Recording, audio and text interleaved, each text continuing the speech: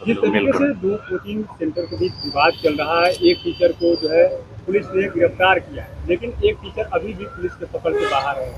आप किस तरीके से देख रहे हैं? देखिए, सबसे पहले तो मैं ये बता दूं कि यह दो कोचिंग संस्थानों और दो कोचिंग शिक्षकों के बीच की लड़ाई है और इसको इसी नज़रिए से देखना चाहिए। सभी लोगों से हाथ जोड़कर हम विनती करते हैं, खासकर युवाओं से, कि इस चीज़ को आप सिर्फ इस नज़रिए से देखिए कि यह दो कोचिंग शिक्षकों के बीच की आपसी लड़ाई है, वर्चस्व की लड़ाई है। इसको किसी और नज़रिए से मत देखिए, इसको जाति और धर्म के नज़रिए से मत देखिए। और हम यही अपील करेंगे सबसे पहले कि इन कोचिंग शिक्षकों के बीच या आगे भी इस तरह की घटना दोबारा ना हो, इस चीज़ को ध्यान में रखा जाए और प्रशासन को भी इसमें बीच बचाव का रास्ता अपनाना चाहिए। एक समन्वय समिति बनाना चाहिए जिसमें पटना के कुछ वरिष्ठ जो शिक्षकगण हैं, कोचिंग शिक्षक है वो रहे, पटना यूनिवर्सिटी के शिक्षकगण रहे, कुछ एडवोकेट रहे जो बड़े माने उम्र में जो बड़े हैं वो लोग रहे, कुछ रिटायर्ड जज रहे। अगर लगे उनको कि हमारे जैसे छात्र नेता को भी रखे तो रखे, अगर नहीं जरूरत लगे तो नहीं रखे, लेकिन बुद्धिजीवियों की एक टीम बनाए ताकि आगे भी, और ये पहली बार ऐसा नहीं हुआ है, इससे पहले भी पटना में कोचिंग संस्थानों के बीच मारपीट, पत्थरबाजी और बमबाजी ये सब होता रहा है, लेकिन मीडिया में इतना नहीं चला, नेशनल चैनल पे नहीं चला। लेकिन इस बार जिस तरह की घटना हुई और इसको जिस तरह से मीडिया में रखा गया बात, तो गोलीबारी और ये पत्थरबाजी की बात, तो इससे बिहार की छवि खराब हुई है। आज लाखों अभ्यर्थी डरे हुए हैं कि कैसे हम पटना में कोचिंग में पढ़ने जाए, डर डर के जी रहे हैं लाखों अभ्यर्थी, डर का माहौल है अभ्यर्थियों के बीच। और बिहार में ही नहीं, बिहार से बाहर भी बिहार की छवि खराब हुई है। कानून व्यवस्था पे आज सवाल उठ रहे हैं कि पटना में तो कोचिंग वाले जब आपस में लड़ रहे हैं तो फिर दूसरे का क्या करना। तो ये बहुत दुखद घटना है। शिक्षकों को भी चाहिए कि ऐसी घटना न हो, इसका ख्याल रखे और आपस में कुछ मनमुटाव है, मतभेद है, तो आपस में मिल के समझाए। अरे छात्र जब लड़ते हैं तो शिक्षक समझाते हैं, और जब शिक्षक ही आपस में इस तरह से दो बड़े बड़े शिक्षक लड़ेंगे तो कौन समझाएगा। तो इसलिए शिक्षक जितने भी हैं आपसी गुटबाजी बंद करें और आपस में मिलजुल कर रहे, एक अच्छा संदेश दे। और यहाँ पर जो रौशन आनंद सर हैं, ज्ञान बिंदु कोचिंग के डायरेक्टर, उनको अगर जेल नहीं भेजा जाता तो मामला आगे नहीं बढ़ता। तो पुलिस ने भी इसमें ज्यादा ही कुछ तत्परता दिखा दिया।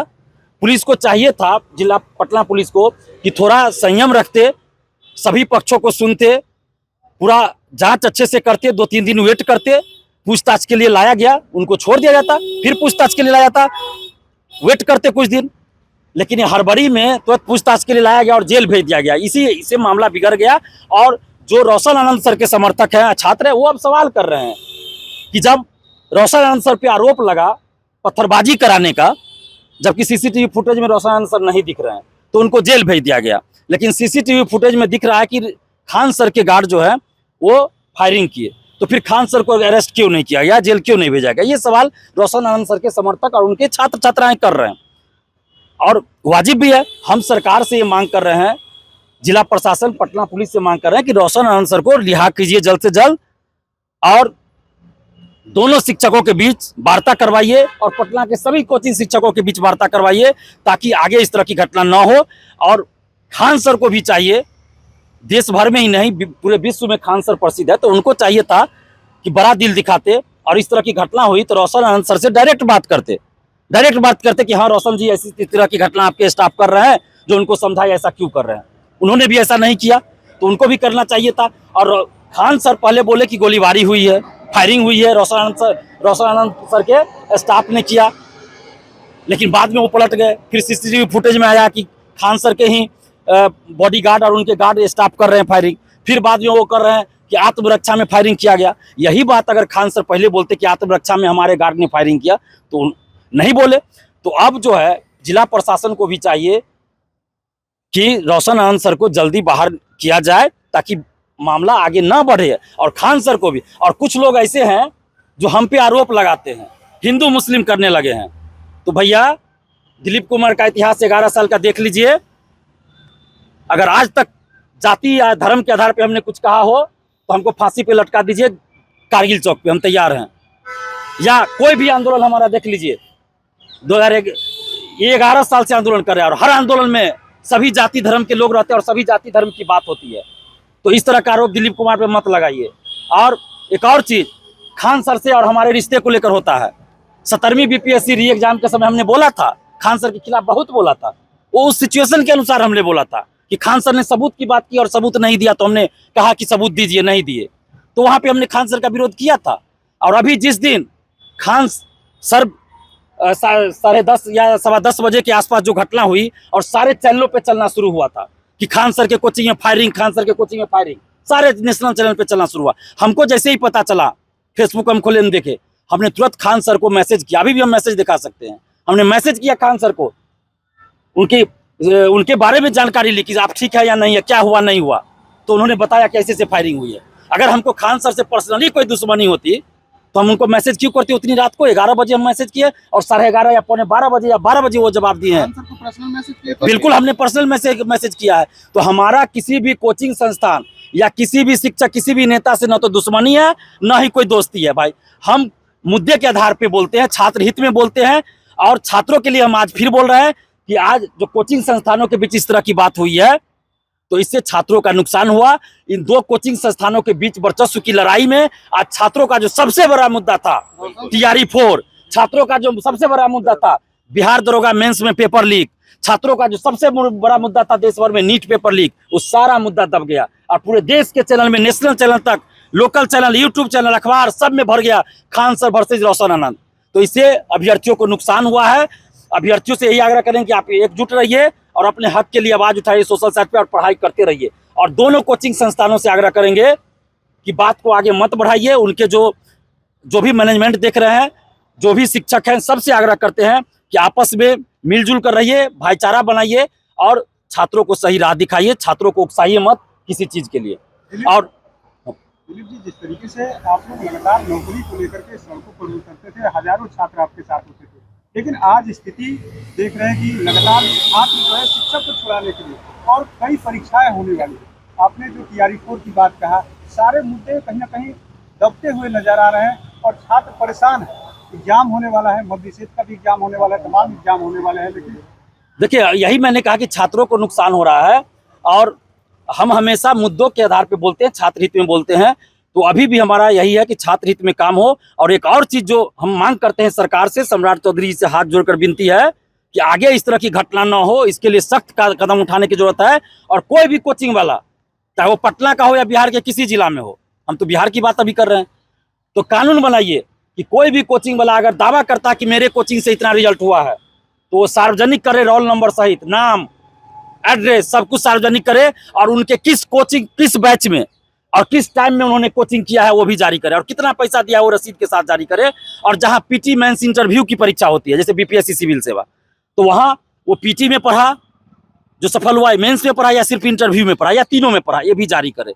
और जो भी अभ्यर्थी किसी भी कोचिंग में जा रहा है, बोल रहा है कि हमने यहाँ पे पढ़ के सफलता लिया है, अगर वो दावा झूठा निकलता है तो उस अभ्यर्थी पे भी कार्रवाई हो, उसको नौकरी से बर्खास्त किया जाए। और किसी भी कोचिंग में वर्दी में कोई भी सफल अभ्यर्थी नहीं आवे, चाहे दरोगा हो, सिपाही हो या कोई भी हो, DSP हो, किसी कोचिंग में नहीं जाना चाहिए वर्दी में। और इस तरह का जो माहौल बना दिया गया है पटना में खासकर कि वर्दी में आते हैं और टीचर को टोपी पहनाते हैं, टीचर टोपी पहनाते हैं, तो ये अभ्यर्थियों को टोपी पहनाने वाला काम बंद करे। इस पर जांच होनी चाहिए, जांच होनी चाहिए, आगे बंद हो ये सब चीज। सरकार गाइडलाइन जारी करे, नियम बनावे, सख्ती से इसका पालन हो, नहीं तो इसका दुरुपयोग हो रहा है। और इंटरव्यू का जो खेल चलता है कि हमारे यहाँ से स्टूडेंट पढ़ा, एक ही अभ्यर्थी का 2 कोचिंग वाला दावा करता है। और कुछ अभ्यर्थी भी हम लोग जानते हैं भाई, अरे हम लोग जानते हैं, पैसा लेके अभ्यर्थी भी जो सफल हो जाता है बोलता है हम फलना टीचर से पढ़े हैं, फिर दूसरा टीचर दे दिया बोलता है फलना। तो ये बंद होना चाहिए, इस पे नियम बने और सेफ्टी को लेकर, सुरक्षा को लेकर भी सभी कोचिंग संस्थानों की निगरानी हो।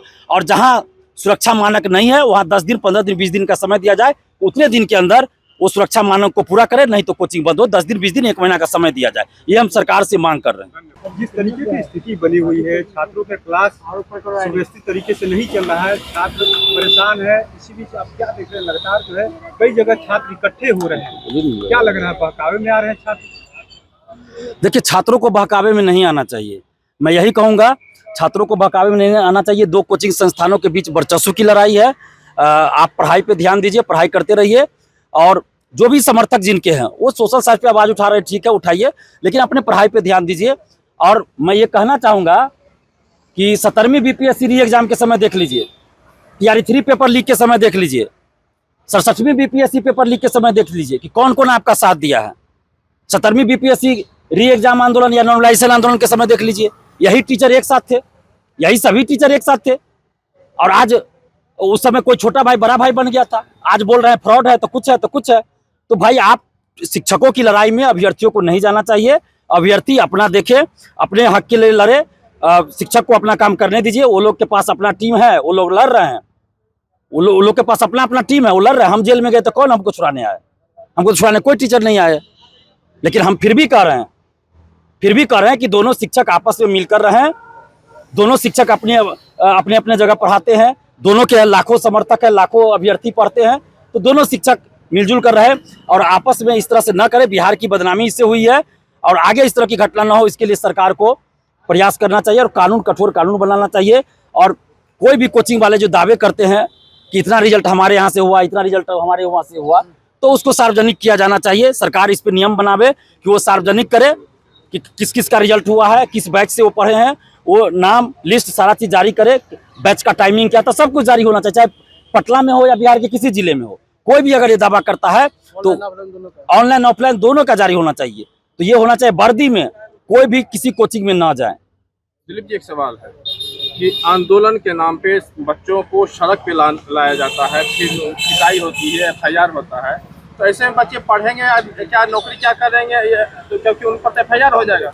ऐसे लोगों के बारे में क्या कहेंगे? देखिए, लोकतांत्रिक ढंग से आवाज उठाने का अधिकार सबको है, इसमें कोई रोक नहीं सकता है। लेकिन हम एक चीज ये कहना चाहेंगे, हम किसी का नाम नहीं ले रहे हैं, लेकिन पटना में कुछ कोचिंग शिक्षक ऐसे भी हैं, जब हम लोग आंदोलन करते हैं TRE 4 के लिए, हम लोग आंदोलन करते हैं दरोगा सिपाही में पारदर्शिता के लिए, हम लोग जब आंदोलन करते थे डोमिसाइल के लिए, तो कुछ कोचिंग वाले क्लास में बोलते थे कि तुम लोग आंदोलन में मत जाना, आंदोलन से कुछ नहीं होता, ये लोग नेता बनने के लिए आंदोलन कर रहा है, और उसी चीज के लिए वो क्लास कराते हैं। गुमराह कर रहे हैं बच्चों को। तो गुमराह ही नहीं किया जाएगा बच्चों को, इसका मतलब गुमराही के। तो बच्चों को अपना समझना चाहिए कि हमको क्या करना है, अपना उनको सोचना समझना चाहिए। लोकतांत्रिक ढंग से अब आवाज उठाइए, अपने लिए लड़िए, सड़क पे उतरिए, कोई दिक्कत नहीं है, लेकिन किसी के बहकावे में मत आइए, हम ये कहना चाहते हैं। और जहां तक खान सर और रोशन आनंद सर की बात है, तो हम सरकार से यही मांग कर रहे हैं कि रोशन आनंद सर को जल्द से जल्द रिहा किया जाए, क्योंकि वो शिक्षक है, कोई अपराधी नहीं है, और दो शिक्षकों के बीच वर्चस्व की लड़ाई हुई है, ये सबको पता है।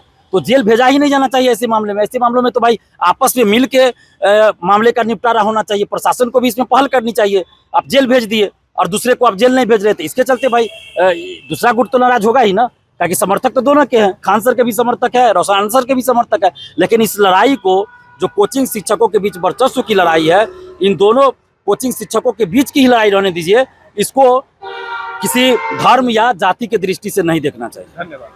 आपके राज्य की खबरें, आपके शहर की खबरें सबसे पहले जानने के लिए देखते रहें अमर उजाला। चैनल को सब्सक्राइब जरूर कर लें और पाएं हर अपडेट।